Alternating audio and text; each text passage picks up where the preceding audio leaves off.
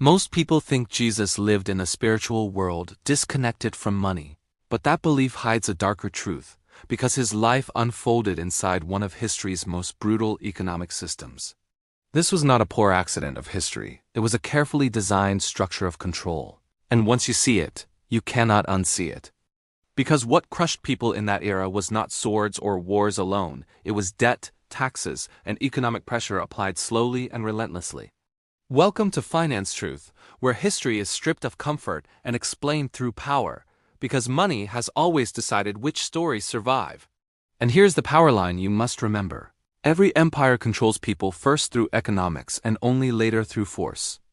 Roman Judea was not just occupied land, it was an economic extraction zone designed to funnel wealth upward.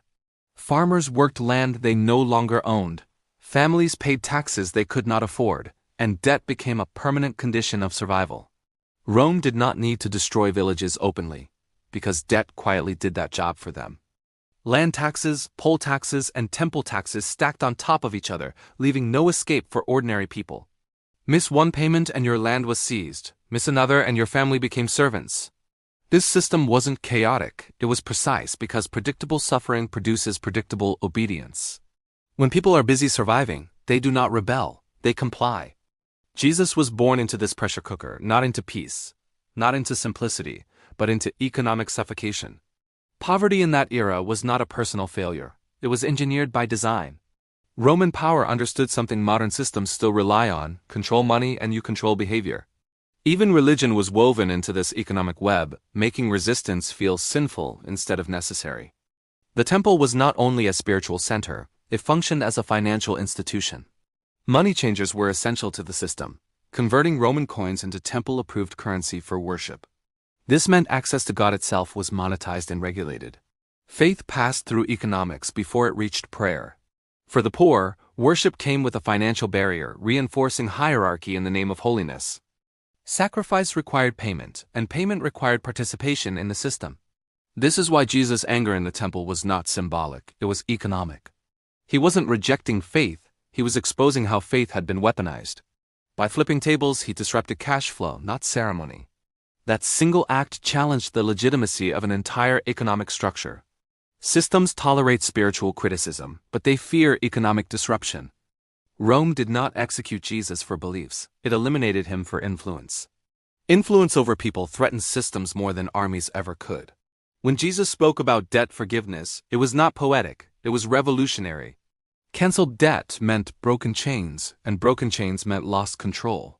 Every parable about wealth carried economic consequences people understood immediately. The elites heard danger where others heard morality, because morality that changes behavior undermines profit. Rome allowed religion as long as it stayed harmless. Jesus crossed that line by changing how people viewed obligation and worth. If debt was forgiven, power collapsed. If land returned, hierarchy weakened. If money lost its grip, fear dissolved. This is why economic systems react violently to ideological shifts. Power survives by maintaining narratives people accept as normal. Rome's narrative said poverty was fate and obedience was virtue. Jesus challenged that narrative at its core. He spoke directly to those crushed by the system.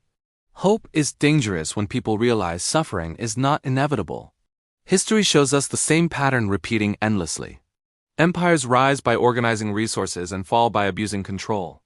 The tools evolve, but the psychology remains unchanged. Today's systems look modern, but their foundations are ancient. Debt still shapes behavior, fear still enforces compliance. Taxes still extract, and institutions still justify inequality. The difference is scale, not strategy. When people believe systems are natural, they stop questioning them. Control becomes invisible when it feels normal. Jesus' threat was clarity, not violence. Clear understanding destabilizes unfair systems. That is why truth is always treated as dangerous. Empires fall when people stop believing their economic story. Rome collapsed long after Jesus, but the cracks were already there.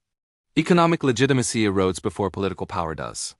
Once trust fades, force becomes expensive and unsustainable. Systems collapse quietly before they collapse publicly. What history remembers as sudden is actually long decay. Jesus lived inside that decay and exposed it. His execution was not failure, it was containment. Power always tries to silence ideas that spread faster than control.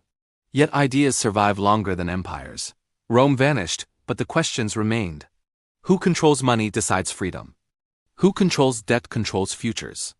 These truths did not die with history. They repeat wherever power concentrates wealth. Modern crises follow ancient patterns. Inflation, inequality, and collapse are symptoms, not causes. The cause is always broken trust. When systems serve extraction instead of contribution, collapse accelerates. Numbers don't destroy economies, beliefs do. When belief breaks, systems unravel. Jesus' world teaches us this without comfort. History does not warn loudly, it whispers first. Those who ignore whispers hear collapse. Economic pressure shapes morality over time. Survival slowly replaces ethics. That is how systems rot internally. Understanding history protects the future. Ignoring it guarantees repetition. This story isn't religious, it's structural. It's about power disguised as order, and control hidden behind tradition. Once you see it, modern systems look familiar.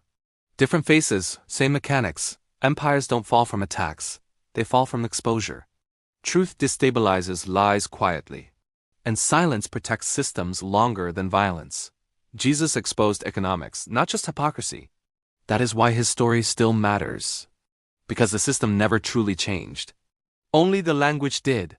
History explains what headlines hide. And if this changed how you see money and power, stay with finance truth, because understanding systems is the first step to freedom.